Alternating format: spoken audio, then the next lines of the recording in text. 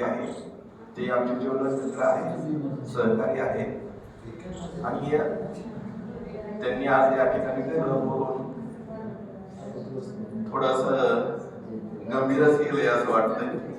कारण या ठिकाणी बोलणं सोपं नसतंय आणि ऐकणारे आपण पण या ठिकाणी बसला ऐकण्यास उत्सुक आहात. पण मी काय एवढा मोठा नाही, जेवढं जमल तेवढं या ठिकाणी लिहिण्याचा मी प्रयत्न याच्या अगोदर केलेला आहे.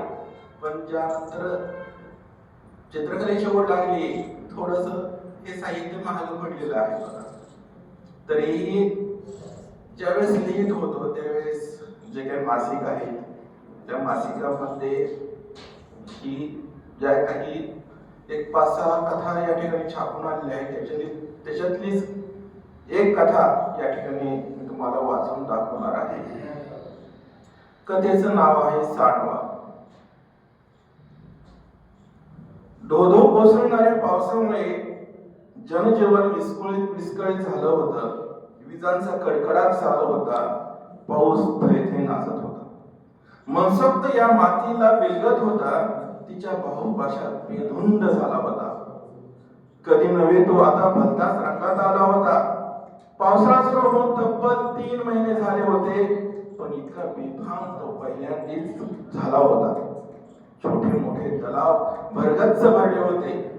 सांडव्यावरून पाणी ओसंडून वाहत होते. नदी नाले एक झाले होते. दिवसातून दोनदा नदीला पूर येऊन जात होता. नदीच्या खळखळत्या पाण्याचा आवाज बदलत होता.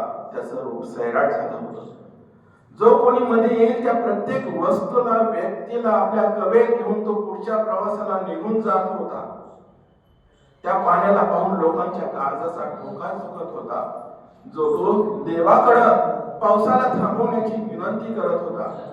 काहीतरी भयंकर होणारच नाही ना, याची चर्चा गावात होऊ लागली होती. आज 3 दिवस झाले होते सलग पाऊस पडत होता. चीट पाखरू सुद्धा घराबाहेर पडलं नव्हतं. पडणारा पाऊस प्रत्येकाचे पावलं घरातच दाबत होता.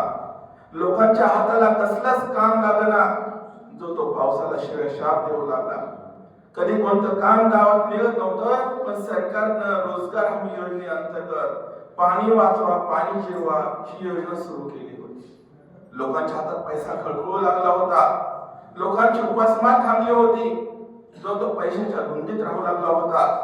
पण या निसर्गाच्या अवकृपेमुळे काम तर बंद झालंच, पण हातात खळखळणारा पैसा पण बंद झाला. म्हणून जो तो पाऊस कधी थांबल याचीच वाट पाहत होता. रात्रीचा अर्धा प्रहर संपत आला होता.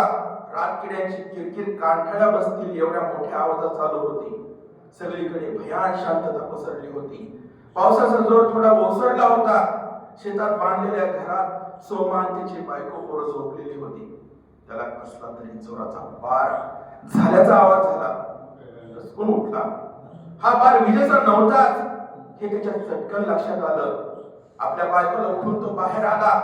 बाहेर अंधारामुळे त्याची नजर काय लांब जात नव्हती, मात्र कानाला वेगळ्याच आवाजाची चाहूल लागली होती. त्याने बायकोला बॅटरी आणायला लावली. बॅटरीने त्याने लांबवर पाहिजे तर त्याची वाचत बसली. डोळे पांढरे फेक पडले. समोर पाहतो तो काय सांगायला भगदाड पडलेलं. तळ्यातलं सगळं पाणी शेतातून चाललेलं. पिकाची पुढे वाट लागलेली. डोळ्यातले आसू डोळ्यातच ठेवून तो धडकन गावाच्या लोकांना पळवू लागला. तो गावात आला. एका आळीतून दुसऱ्या आळीत ओरडत धडपडत पळत होता. अरे धावा रे, पळा रे, सांडवा फुटायला लागलाय. अरे धावा रे, पळा रे, सांडवा फुटायला लागलाय. जो तो सोमाच्या मागे जोर जोरात पळत होता. कुणाला काहीच कळेना. ह्या काळोख्या रात्री पडणाऱ्या पावसानं नवच संकट उभं या पदरामध्ये टाकलं होतं. अख्ख्या गावाची भीती कुठली कुठं पळून गेली. जो तो गावाला वाचायला पुढे सरकत होता. ना लहान होता ना मोठा होता. प्रत्येकाला जे हाताला लागल ते साहित्य घेऊन तो पळत होता. पळता पळता पडत होते, धडपडत होते, हाताला करसडत होतं, पायाला लागत होतं, पायात काटे शिरत होते. पण या सर्व गोष्टीची कुणीच चिंता केली नाही. जो तो गावासाठी आज काही पण करायला तयार झाला होता. इतक्यात गावच्या पोलीस पाटलाला काय आठवलं कुणास ठाऊक. झटक्यात त्यानं खिशातला मोबाईल काढला आणि इरिगेशन खात्यातील साहेबाला फोन लावला. पाटलाचा फोन पाहताच साहेबाच्या कपाळावर आठ्या पडल्या. त्यांची विचारचक्र फिरू लागली. इतक्या रात्री पाटलाचा फोन? काय तरी झालंय वाटतंय, बघू तरी काय म्हणजे. बोला पाटील, असं म्हणून साहेबांनी फोन उचलला. साहेब, आकृतीच घडलं आहे. लवकर निघा, गावच्या सांडव्याला भद्दाड पडले. लवकर आला नाही तर सांडवा कुठून पण शकतो. लई नुकसान होईल, गाव वाहून जाईल, आमची लेकरं उघड्यावर येतील. पाटील कापडीला येत म्हणाला, लवकर निघतो, तुम्ही फक्त तळणी दाटी पोरं तयार ठेवा, आत्ता पोहोचतो. साहेब म्हणाले. साहेब, एक करा, आमच्या बोडके साहेबांना पण घेऊन या, आमच्यासाठी तो माणूस काय बी करेल. पाटील म्हणाला, पाटील तुम्ही काहीच काळजी करू नका, आलोच आम्ही. साहेब म्हणाले. साहेब लगेच कामाला लागले. पठाण ड्रायव्हरला बोडके साहेबांना आणायला पाठवलं आणि इकडे ऑफिसातले सगळे लोक जमा झाले. काळोख्या रात्री धो कोसळणाऱ्या पावसात बोडके साहेबांच्या घरासमोर पठाण ड्रायव्हरने अचानक ब्रेक टाकला. दरवाजावर धाड धाड थाप मारली. बोडके साहेब, ओ बोडके साहेब. परीक्षेच्या आवाजाने बोडके साहेबांनी दार उघडले. काय रे पठाणा, इतक्या रात्री? सगळं ठीक आहे ना? साहेब, सांडवा फुटायला लागलाय, मोठं भद्दाड पडलंय, कधी पण काय पण होऊ शकतं. बस 2 मिनिट, कपडे घालतो, तवर साहेबांना फोन करून सांग. साहेब गेले. गाडी आली तशी बोडके साहेबांना घेऊन सुसाट वेगाने ऑफिसात गेली. तिथे जमा झालेले सगळे लोक आणि मेन साहेबांसह सर्व मार्गाला लागले. साहेब, कसलंच टेन्शन घेऊ नका, मी हाय. जो गेला तरी मी आखरीत होऊ देणार नाही. त्या गुत्तेदारांना पैसे खाऊन नुसती माती कोंबली होती काय. अख्ख्या गावाचा जीव टांगणीला लावलाय. आधी सांडव्याचं बघतो आणि नंतर त्याच्याकडे बघतो. बोडके साहेब पहाडी आवाजातच गुत्तेदारावर राग काढत होते. आमदार साहेब, नका चिंता करू, तुम्ही म्हणालात आणि ते होणार नाही बाई. बघू, आधी गावाला वाचू आणि मग त्या गुत्तेदाराला नागेल डान्सवर नाचायला लावू. मग कोणत्या सांडव्याचं काम घ्यायचं नाही.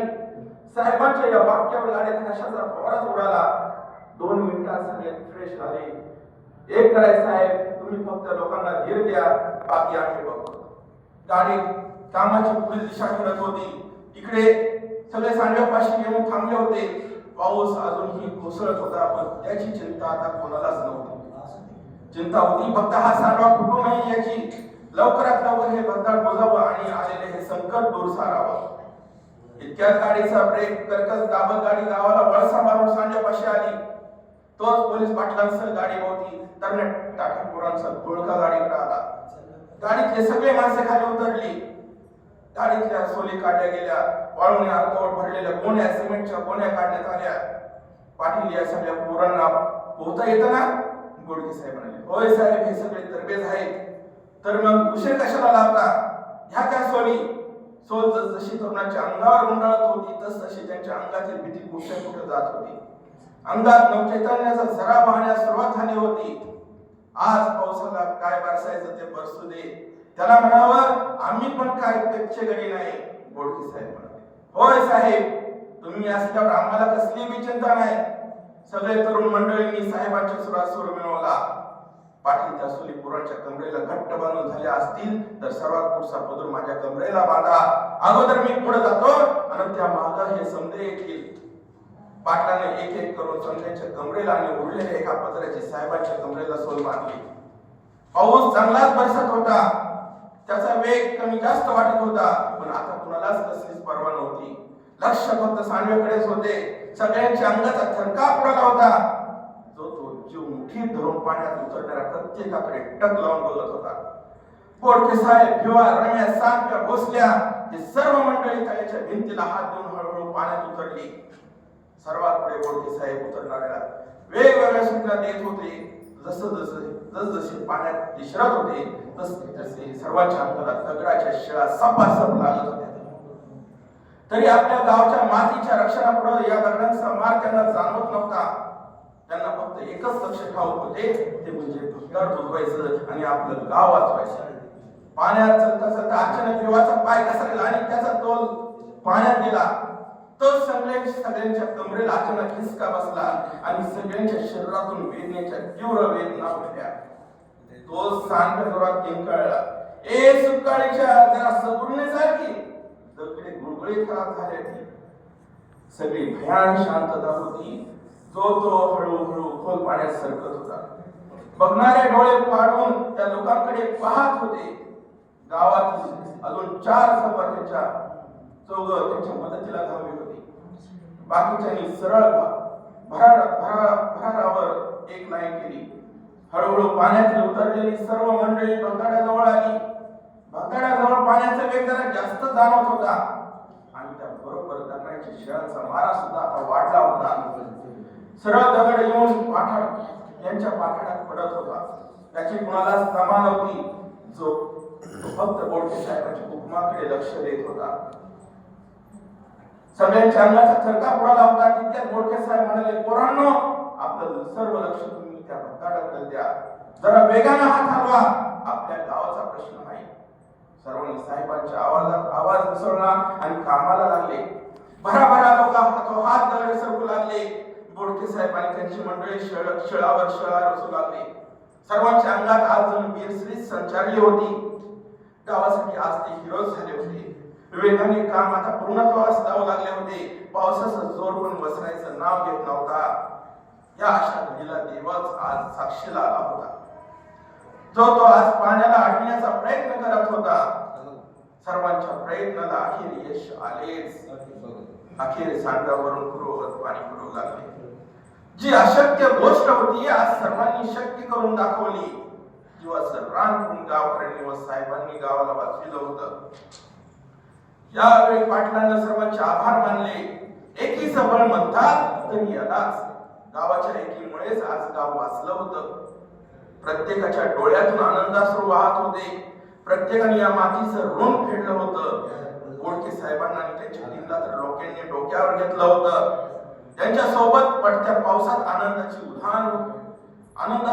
उधाण आलं होतं. सगळे सुखानं आपल्या घराचा रस्ता तुडवीत निघाले होते.